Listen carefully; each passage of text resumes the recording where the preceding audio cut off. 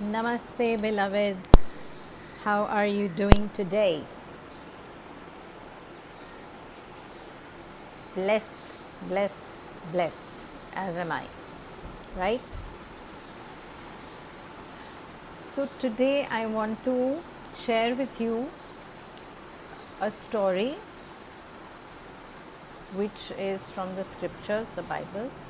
It's the story of Abraham and Sarah. And Abraham and Sarah had no children, and he had been promised by God that he would have a child, a son, and it is through this child that the leader would one day come forth, okay, from this lineage. Now, Abraham was told this when he was in his, possibly he was already old by then, and they had not had children, okay. His wife was old, and yet he kept the faith, and he believed that it would happen. And people would say, how is it possible, you're so old now, this can't happen, and all of that. Time kept passing by, okay. And now we have reached a time when Abraham has turned 100 years old, and his wife Sarah, even though she was younger than him, she was now 80 years old, okay. Yet Abraham had the faith, had the trust that what had been prophesied would come to pass.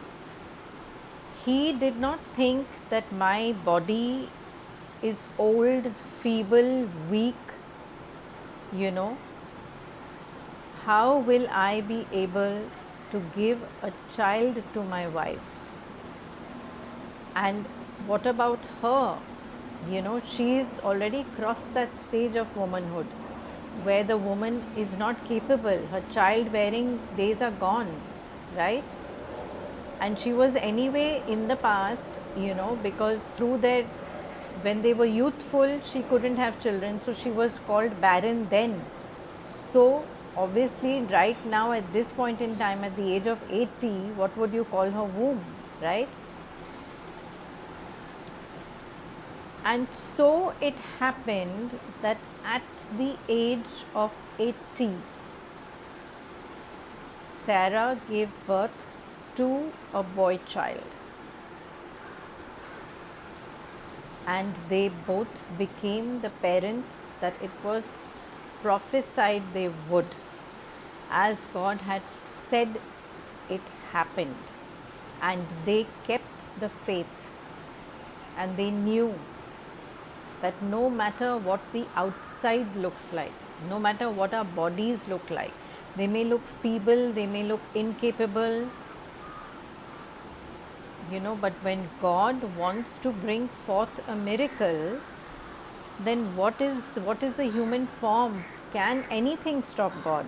No, right? And so they had this baby boy and they named him Isaac, okay. So this is a story of faith, right? Such tremendous faith that you go through your entire life. 20 years have passed between being told that you will have a child. So he was told at the age of 80 that he would be a father, right? And she at the age of 60, and they were given this dream, and it was a dream put in their hearts by the divine, right? And they never lost trust, they never lost faith in that dream and the possibility of it coming to fruition. And then the story goes on that once when Isaac was older, maybe 8-10 years old, God one day suddenly told him that I need you, Abraham, to make a sacrifice. And I need you. In those days, they used to offer God, sacrifices by way of, they would cut a lamb and offer it. I'm sorry, and offer it to God. Whoa, sorry about that. Phone slipped.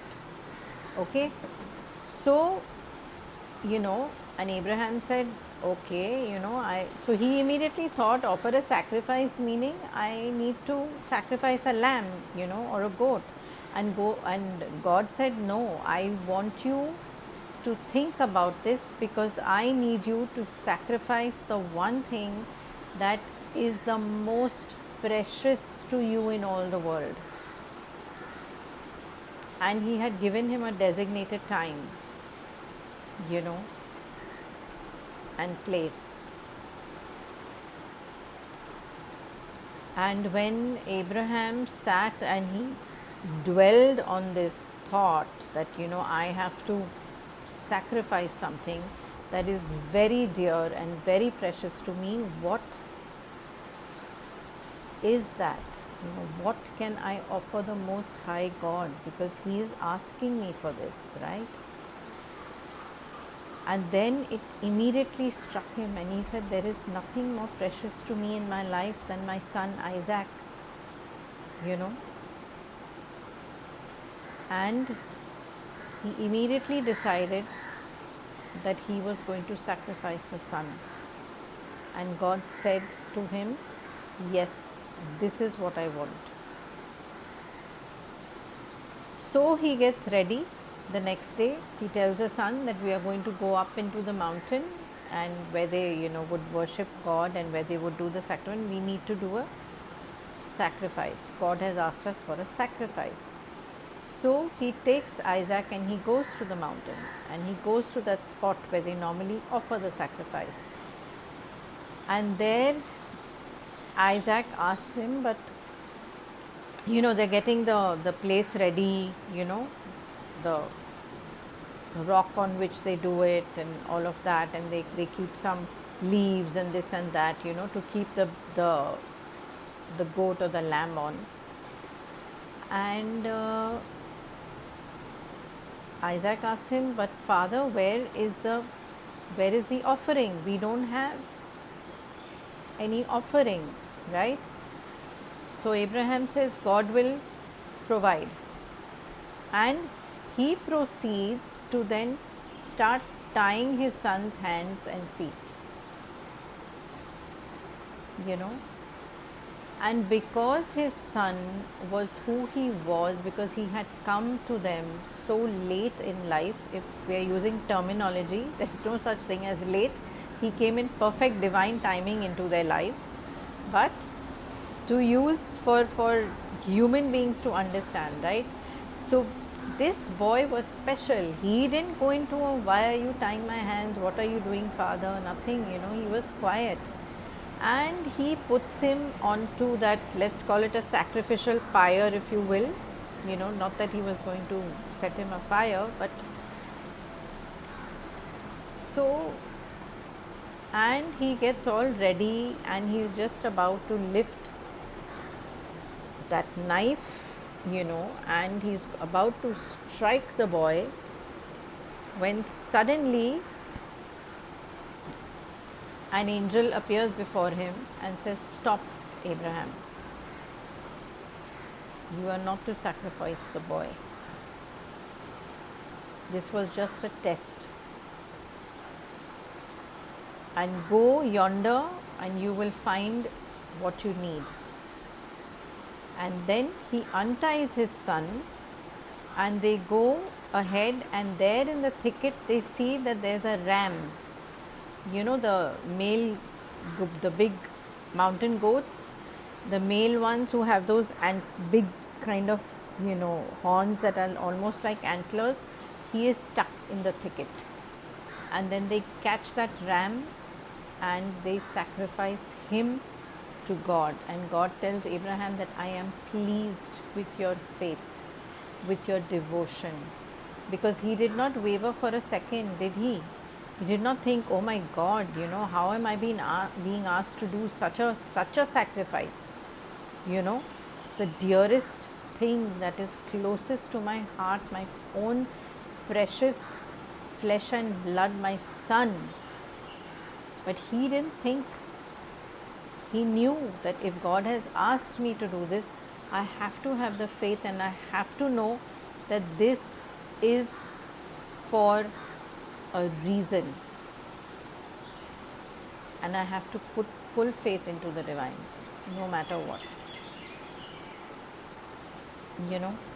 So similarly, he and his wife put full faith into the divine and they got that baby, right? He put full faith into the divine and he did not have to sacrifice his son. So, why I told you this story today was because I want you to understand that I am speaking to you almost in every video of building your faith quotient. We are all sitting here, we are going through a period in our the first time in the planet's history where the planet herself is ascending and so are the beings upon it. Every being and kingdom. It is the time of the great shift right now. So it is like you are being offered enlightenment on a platter. I've told you this. At the end of the day, people are always feeling that this was something which was like an impossibility to achieve, and today it is there. The light is coming down on each and every one of us, irrespective. The ones that are waking up, the ones that are more aware are, for lack of a better word, benefiting. Let's put it that way. The ones who are choosing to not wake up, the ones who are choosing to stay unconscious, and let us not put them down either, that is their choice. Every soul has the right to make their own choices at the end of the day. But again, why am I saying this to you? Was because somebody asked me recently, we did the violet flame meditation, right? And we call for the violet flames. We use them to, clear everything within us that is not for our highest and best good. We used it to clear our relationships. We used it to clear our homes, our spaces, right? So I had this person ask me, but I am such a staunch, I belong to the Sikh religion, and I have always been very staunch in that faith of mine, So how can I now get into this? How can I start doing the violet flame? How can I bring it into my life? Won't it be going against my faith and belief, in Guru Nanak and all the masters connected with him? And I said, no, not at all. How is it going against anybody? It has nothing to do with religion. Okay? The violet flames have got nothing to do with religion. They are in no way asking you to please stop going to the Gurdwara, please stop going to the temple, please stop going to the church. No, sorry. It is merely a tool to help you in these times, to enhance your life and living. And all this is happening right now. It is being offered to us because of the times that we are living in. They are so powerful, they are so potent, I said to her, why don't you imagine Guru Nanak coming to you in violet? Imagine a violet Guru Nanak and all your Sikh gurus coming to you along with him, bathed in this violet light and bathing you in it. Imagine Allah, imagine Krishna, imagine whoever you want, the God of your faith and understanding. Imagine that being coming across to you, enveloped in these violet flames. Use their energy and bring it forth. It matters not what form they are finally in the end all one, right? We are using the energies of these beings, you know, we are using the energies of these beings. I mean, Islam is a faith where they do not have, they don't believe in idols, or they don't believe in form, though they have a star and a moon, which is both a form. It's not formless. It's a form and it stands for something, right? But nevertheless, Kaaba is a form. It's covered, but it's a solid structure. It's not nothing, right? So at the end of the day, human beings have, or we have always needed to resort to something, and most faiths have a belief in angels, you know. I mean, if we can believe that those beings are divine, why can we not believe that there are other beings that are divine, that are here to help us, you know? If you go to, let's say you have a faith in a particular dargah, you know, in Mumbai we have a very famous dargah of Makhdoom Shah Baba. You know, he is supposed to be in the Sufi hierarchy, he is supposed to be the Qutub. He handles the entire Konkan area. It is under his charge, which is why you see nothing happens to Mumbai ever. And we have Mumba Devi also here. So we believe he is not in his form, he is not in his physical body, but his energies are prevalent. Why is it that we can go to such holy places and we pray there and we mano mannats and we say हमारा बच्चा ठीक हो जाए, you know, मेरी माँ की health ठीक हो जाए, मुझे नौकरी मिल जाए, जो भी हो, whatever it is that you are asking for, and they come true because the master of that place, their consciousness is still very much prevalent there, and they have reached one-ment with the divine, which is why they can perform such miracles even though they are not in the body. So it's energy we are talking about, you know, at the end of the day. Energy does not require a form.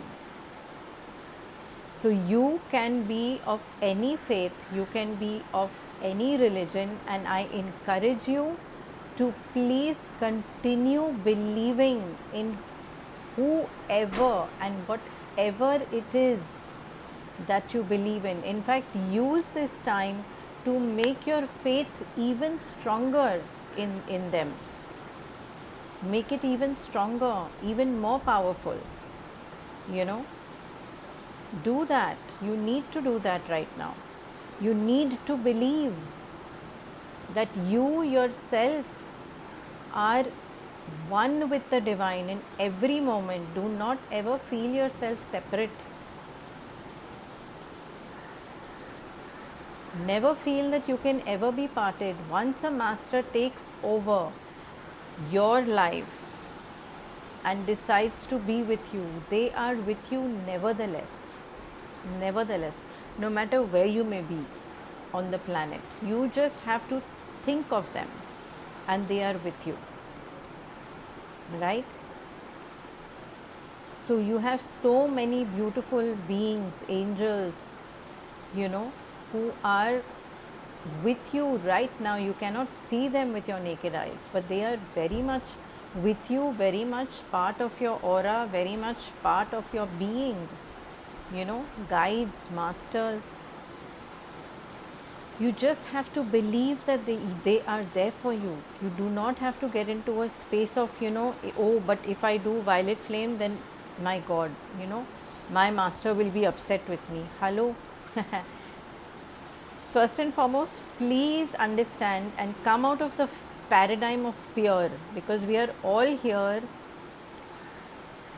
in a space where you are being, see, it's like you have scales, you know, either there's fear or there's love. It's always tipping, And I would say with love is all the other beautiful things like gratitude, peace, harmony, abundance, everything else. But there's either all that or there's fear. And it's always fear which is somehow heavier than the rest, you know, because that's the way we have been brought up for years. It has been inculcated in us to such a degree, right? That we think that, oh, if I move from here and I start looking at another master, then this master will run away from me. It doesn't work that way. It doesn't work that way. Please do not be in fear. Masters, A, have nothing to do with you being in a space only with them, and then, you know, either it's not I they are not like dacoits, you know, it's either my way or the highway. No, not at all.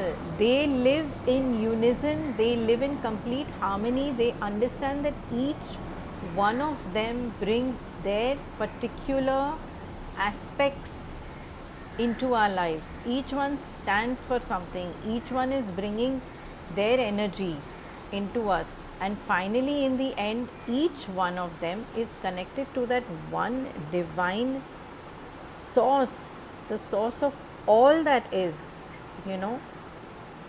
These are just like filaments of light coming down, which have different names, different, if you want to call them, forms, you know, that's it.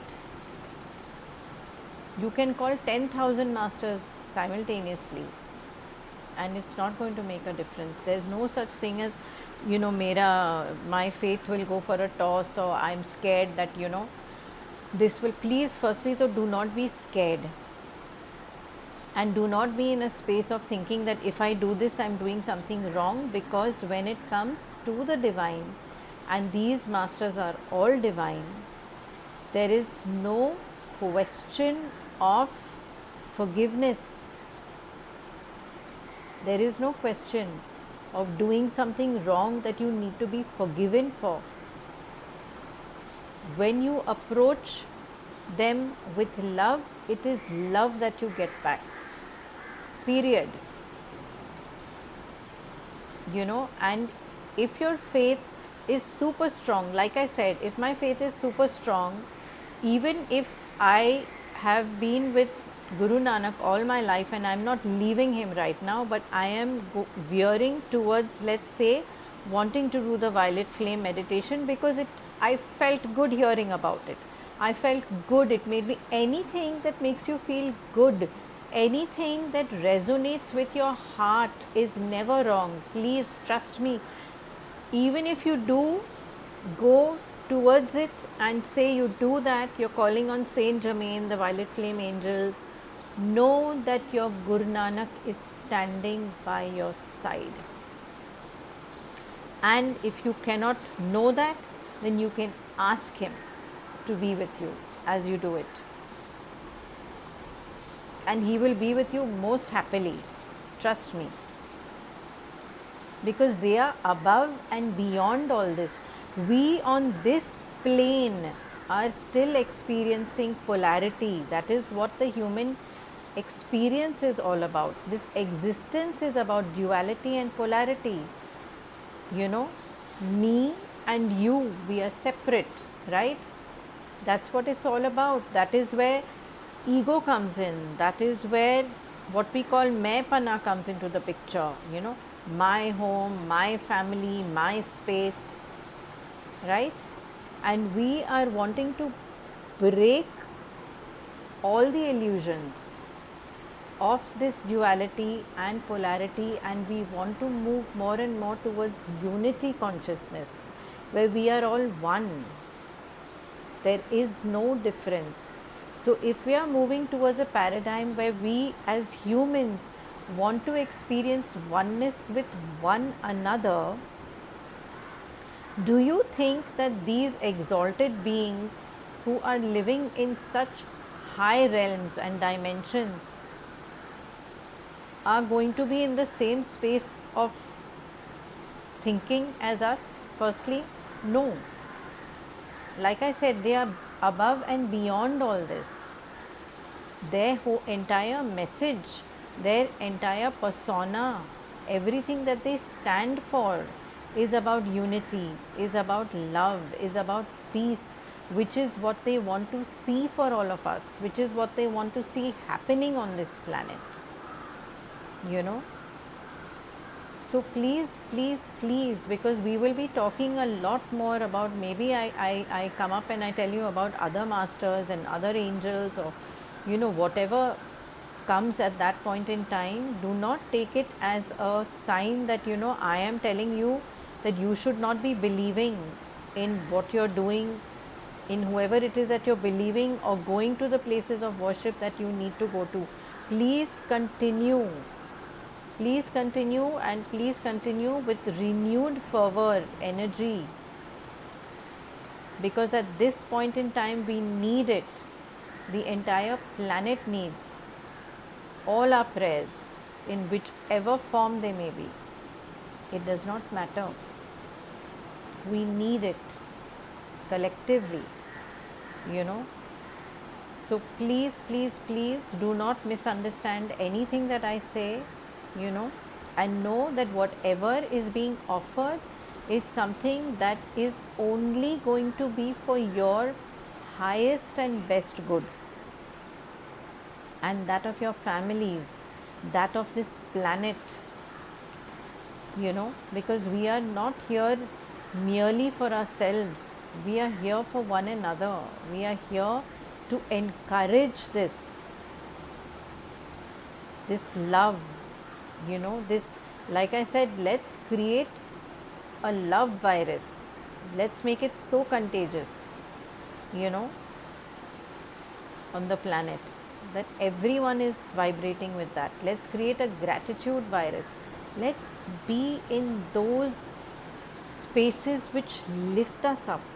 Therefore, anything you hear, anything you read, in today's day and age, which makes you feel, oh wow, this sounds good, explore it, read about it more, find out about it more, see if it really excites you, see what you can do, to perhaps learn it, to perhaps meet the person who's talking about it, to work with them, whatever.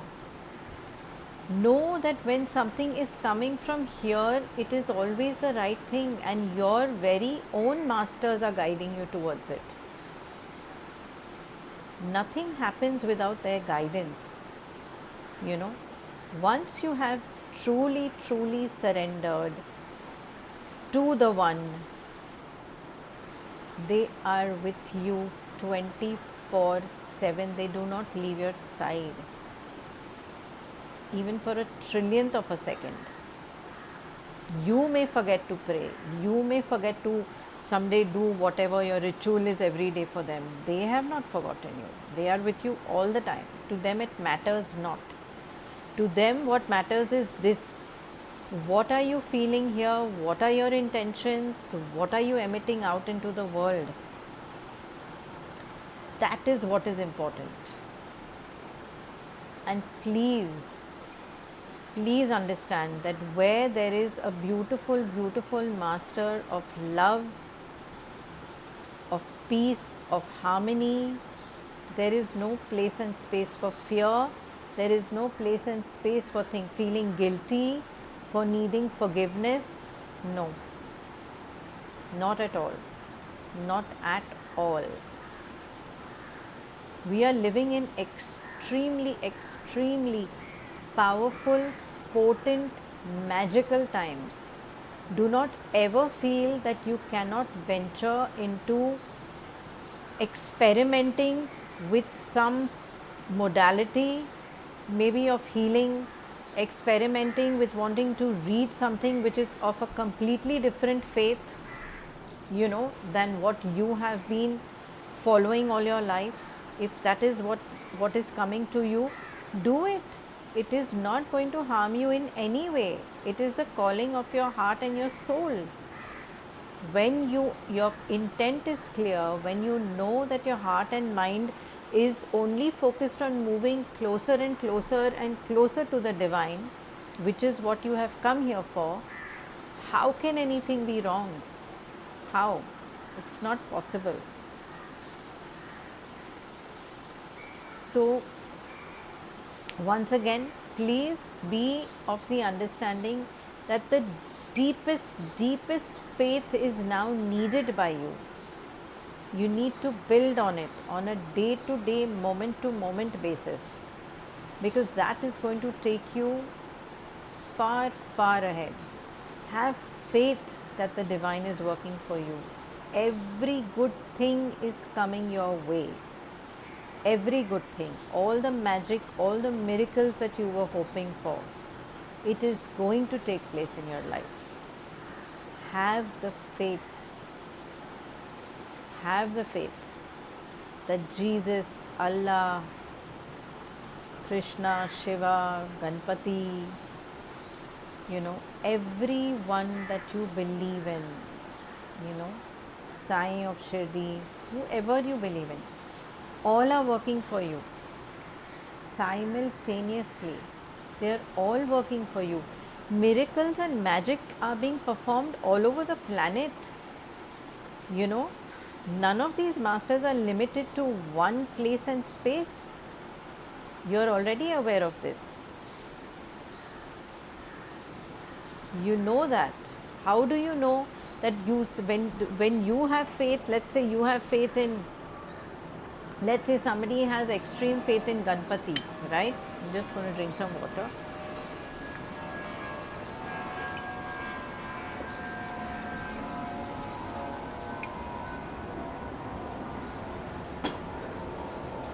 So, whenever something wonderful happens in your life, which is miraculous, which is wonderful, you immediately go na and say, oh, Ganpati Bappa Moria, thank you, thank you, thank you. I know you made this possible, right? Did he come and stand in front of you? Or did he come and pull your hand and say, come, see, I did this for you. See, I am doing this. He doesn't have to do that. You just know from inside yourself, right? That this has been done by this particular master whose name is Ganpati. That is your faith, na? Because you have so much faith in him. And he is showing you that he is there, right? For somebody it's the Divine Mother, for somebody it's Jesus, for somebody it's Allah, or it's some Peer, It matters not. Build your faith with whoever it is, because they can be in multiple places at the same time. Which is why I said, if you are feeling, like if you've been, let's say you've been a Hindu all your life, and now suddenly you're feeling very drawn to maybe the Sufi way, that is not to say that whoever your gods were that you were worshipping as a Hindu are going to all leave you and run away and say, oh my God, now, this person is moving more towards Islam. No, sorry. They are very much with you. And know that if this urge, this interest has arisen in you, then it is because your masters have taken you in your faith to a certain level of teaching, of understanding, which now needs to translate into this form. You need to benefit from this form of learning. Everything is a form of learning, because everyone has got holy scriptures, and those are what we need to look at. Don't look at what man has made. Religion is made by man. Don't go by religion, and go by the teaching. If you are feeling drawn to a particular teaching, go for it, learn from it, because every teaching has got something wonderful to offer. The ultimate is always love your fellow man, love your fellow man, love your fellow man, give love, spread love, because that's what we are here for. So by going from one to the other, you are not being unfaithful, you are not being disloyal. No master deserts you. That never happens. It's not a possibility, because they are beyond all this. They are not in the human form thinking this is right, that is not right. They are not in judgment. They are beyond judgment. There is no such thing in the realms where they are. We as humans, because like I said, we are in duality, we are in polarity, we see with this chashma, only one chashma, with blinkers. Oh, you believe in so and so, and I saw you went to this satsang of this other person. How can you do that? You went to the church. How can you do that? You know, you went to a dargah. How can you do that? It doesn't work that way. We see things that way. They, do not forget, have got 360-degree vision. We don't have that. We have limited vision, and we can only see that which has been fed into us from the time we are born to date. Unless you're working on yourself and you're wanting to get rid of all these shackles. You know, so start getting rid of the shackles. It matters not. Nobody deserts you. No master is judging you ever. They are pure divine love of God's mercy, God's grace, God's forgiveness, God's love, peace, harmony. They are all of that and much, much more than we can even imagine, you know. So do not limit them in the manner in which you look at your human experience, because being with them is not a human experience, it is a divine experience. So do not think of them as judgmental, or that they are going to look at you and think, "Arey, how can he do this? How can she say that? How can he go there? How can she meet so and so?" No. Because everything, if you're connected to your divine GPS, is only guiding you on the straight and narrow. You can never fall off the tracks, because they are surrounding you and supporting you all the time. It is not possible. It is not possible. And please know that they are not limited to one place and space ever. They are all over the planet simultaneously. You know, one of the most popular archangels today is Archangel Michael, right? If I am calling him here, you can call him in your house in Alaska. Somebody is calling him in Canada. Somebody is calling him in Peru. And he appears to all of us simultaneously. Why? Because they can. You know, they can. They perform their miracles daily. They are multi-dimensional. They are not limited like we are to this time and space. And in actuality, we are not limited either. We are also multi-dimensional, which is what we are here to learn, to remember who we truly are. Beloveds, we're here to remember who you truly are. So please remember, keep the faith and the fires of your faith burning strong and long and powerful. Okay? Till I see you next. And ask the masters, whoever they may be, to help you to release all forms of negativity and fear that creep up to pull you down. Alright? Sending you infinite love, infinite blessings, infinite courage and fearlessness to walk your path, to speak your truth, to stand tall in the light of the divine, of whom you are a divine royal child. Okay? So keep the faith and have fun today, because it's Sunday. Alright?